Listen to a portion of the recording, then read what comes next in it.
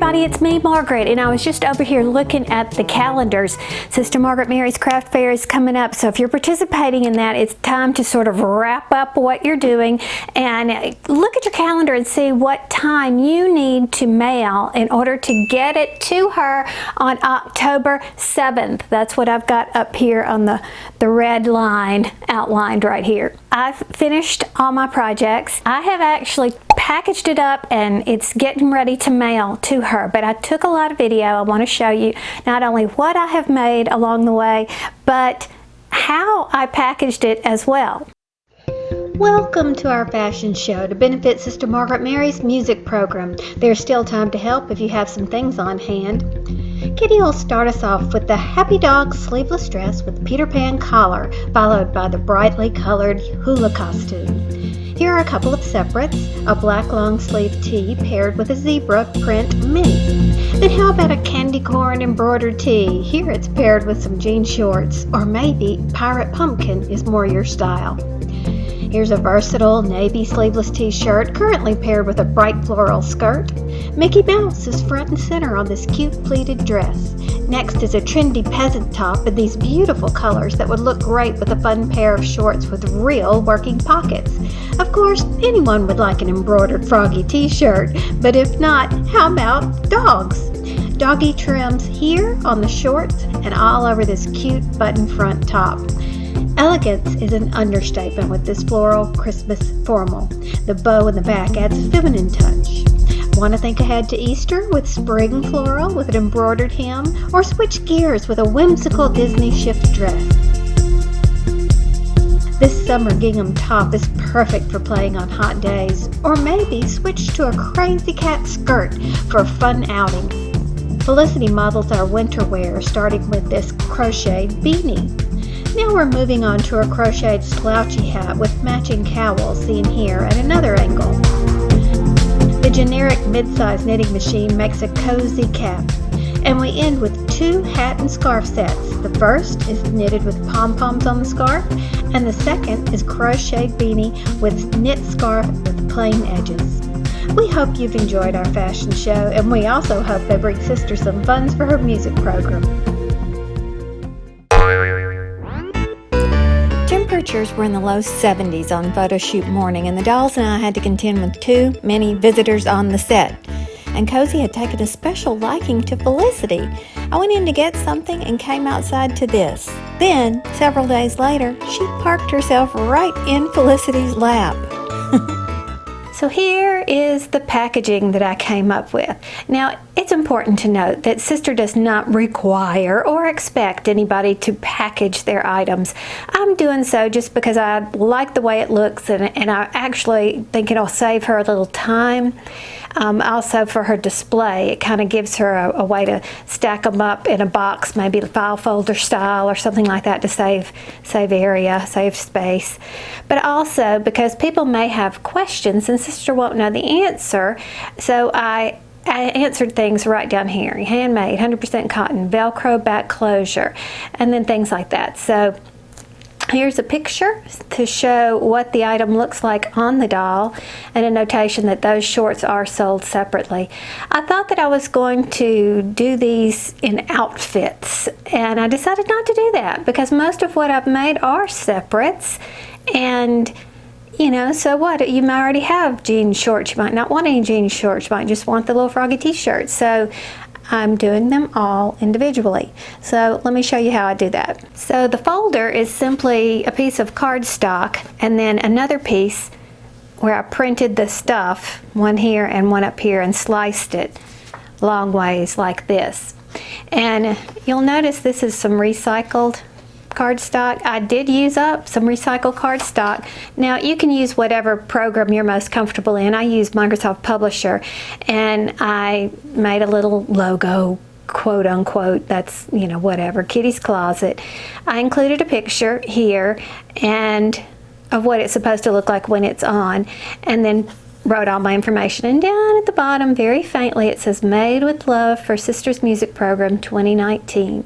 No, I didn't put my name on it because I think that's irrelevant. I'm not a shop trying to sell or anything like that, so there's that.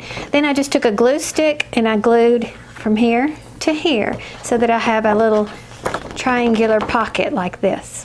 So I take the item and make it look neat. I also have my lint roller handy in case I see any kind of lint, because when you work with knit, there'll be lots of tiny little pieces that get stuck on everything, and so I'll make sure that's there. And of course, look for any stray dog or cat hair. I don't want anything like that on there. And then I slide it into the pocket. And then just for good measure, I take some double stick tape and put it somewhere on the back, and that just kind of helps it stay in place. Now this is called food service film. We got this from Sam's or Costco or something. Well, it was Sam's because we were in Mississippi. I used this a lot when we were moving. I could group things together and hold them tight. You could close things up with it, and it's very inexpensive. It does have the bad chemical in it, so I would never want to use this on food, so that's what I use it for. Now hang on, before I get lambasted in the comments section for using plastic, yes, I know that plastic is not environmentally friendly. My longtime viewers know I'm very concerned about this, and they've seen ways that I cut down on waste in prior videos. Please know that a large portion of these clothes were made from refashioning from otherwise thrown away fabric scraps and or discarded clothes, and even the cardstock is recycled. Until we have another product that can protect the products and be transparent, we'll just have to work with what we have here in 2019. Take another little piece of double stick tape, put it up here. And then I don't want to get too crazy tight with it because I figure my cardstock may poke holes in the corners if I pull it too tightly. And then just kind of fold it up. Plastic wrap sticks to itself, so it'll stay shut like that. And then everything is nicely packaged. Now one thing is that this plastic, because it sticks to itself, will be hard to, I don't want to ship it stacked. So I've been putting a piece of tissue paper between each one. So right beside me on the floor, I have the box, place a piece of tissue, and then the clothes. I think I'm going this way. I alternate back and forth because the bottom parts are always thicker. So let me keep going. Now Kitty and I have had a talk, and she has told me that she wants to go meet Sister Margaret Mary. She said she has worked all this time on these clothes, and she really wants to see that the clothes go to a good home, and she would like to help Sister in any way she can. So I'm going to get her passage to Kentucky and send her on with the clothes as well. And I have fixed her hair. It kind of got a little frizzy there, but I took time to fix all her hair back as she was. She's in her original outfit that came when she came to me, exactly like this, complete with the cute little tennis shoes that have the little puppy dog on the bottom. If you can see those little puppy dog things, they're held on with rubber bands. They have clips right there, but you can take these rubber bands off. But I just thought they were cute. Remember that she is the pet rescuer. So I am going to be sad to see her go. As a matter of fact, my husband kept asking me if I was going to send Kitty, and I was like, well, no, because I really like sewing these doll clothes, and now we're getting grandchildren. Like my good friend Kathy already has a little girl, and I am learning so much about my sewing through making these small projects that I think I've stumbled upon another hobby that I love so much. So while Kitty is going to Sister Margaret Mary, I want to introduce to you Evie Kate, who has come to live with me. Now, Evie Kate came from eBay. She is American Girl doll, the real thing. Now, these cost about $125, really and truly, but of course I got her used off of eBay. And you can see she's got ink marks on her hand, and she's got them on her foot over here and everything, but her hair has been cut.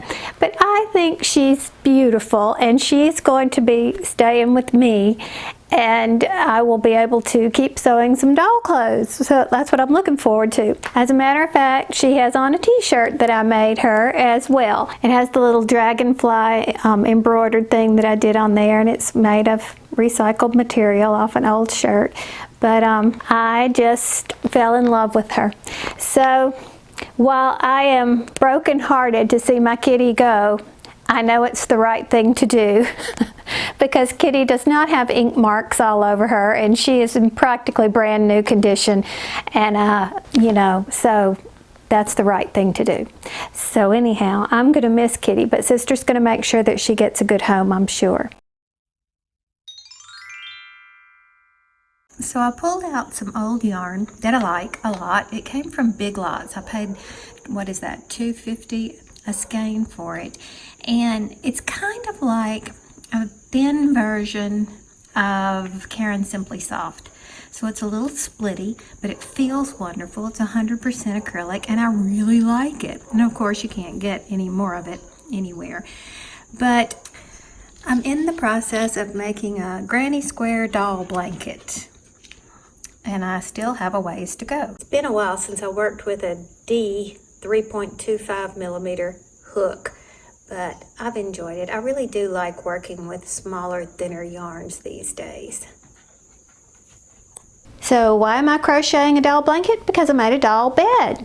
Now this is my second attempt. It's still not perfect, but it's pretty darn sturdy. If I do say so myself, I'm very pleased with it.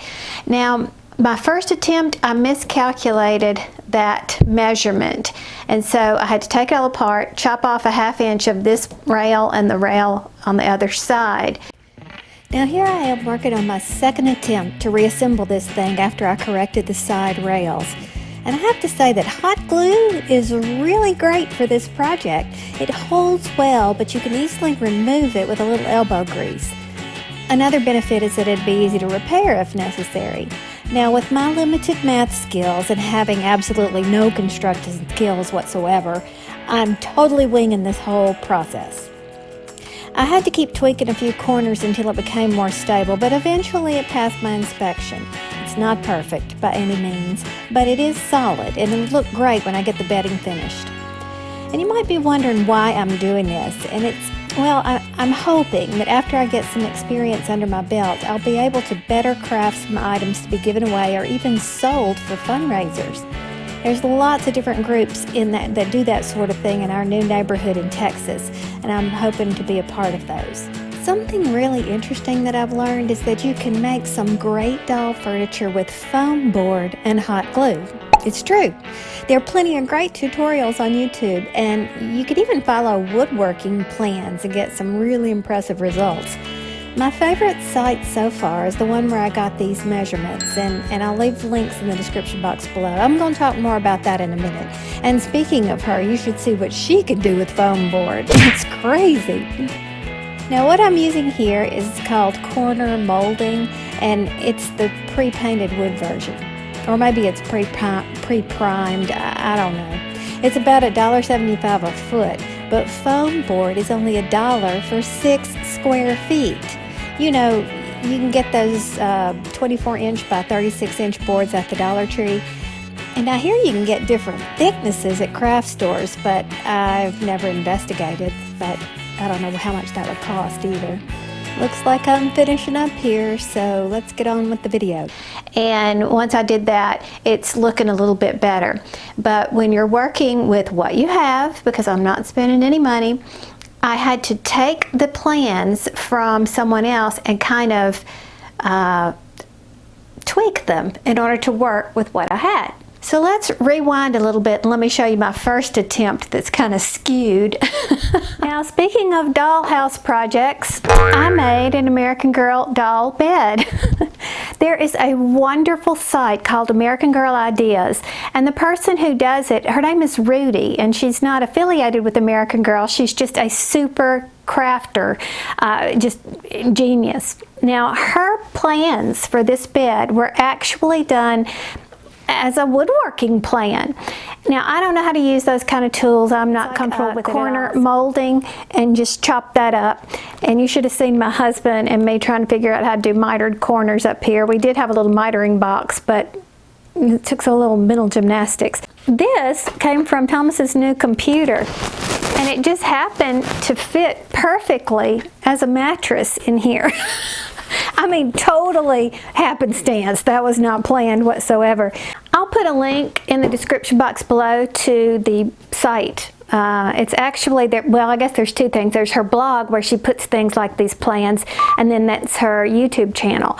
So for those of you who have kids in your life that you might want to craft for, this is a terrific site to get yourself started.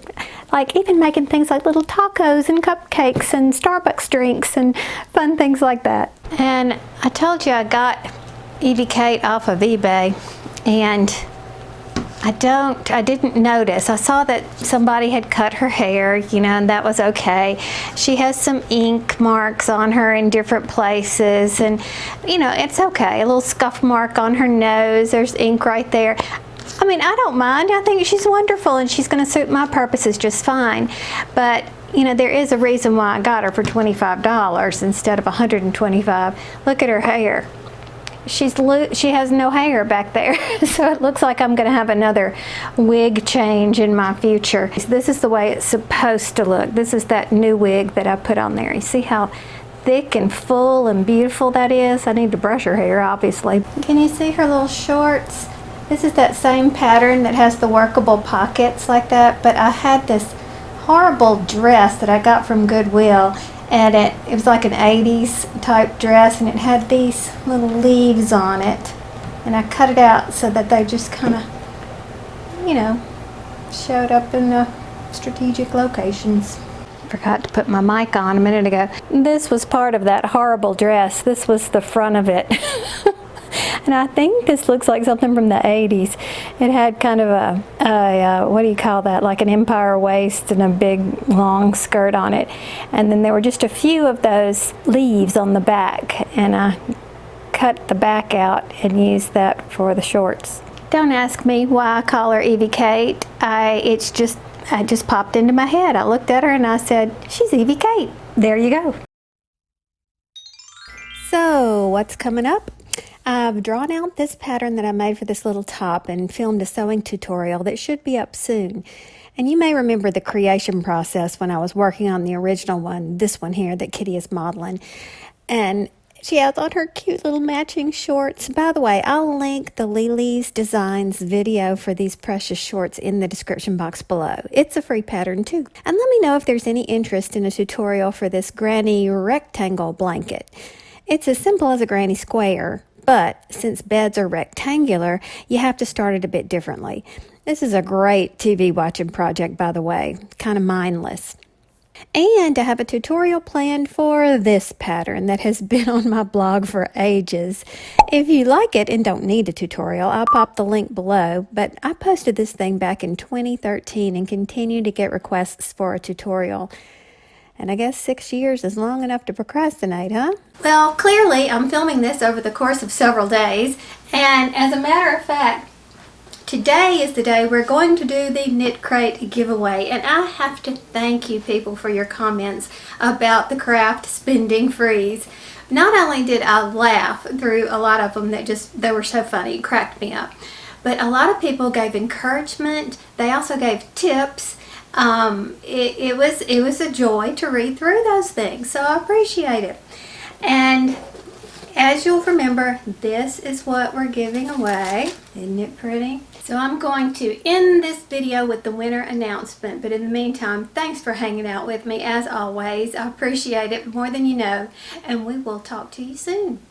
Bye. And so now it's time to announce the winner of the Knitcrate giveaway.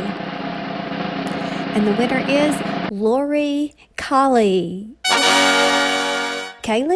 I don't know. Forgive me for mispronouncing that. But Lori says, Knitcrate has the prettiest yarn. Yes, I have been on a spending freeze due to lack of funds. It's so hard to wait for payday. And I think all of us can relate to that at some point in our lives. So Lori, this belongs to you. So shoot me an email at sheepishly.sharing@gmail.com with your mailing address, and I will get this off to you as soon as possible. Thanks for playing along, everybody.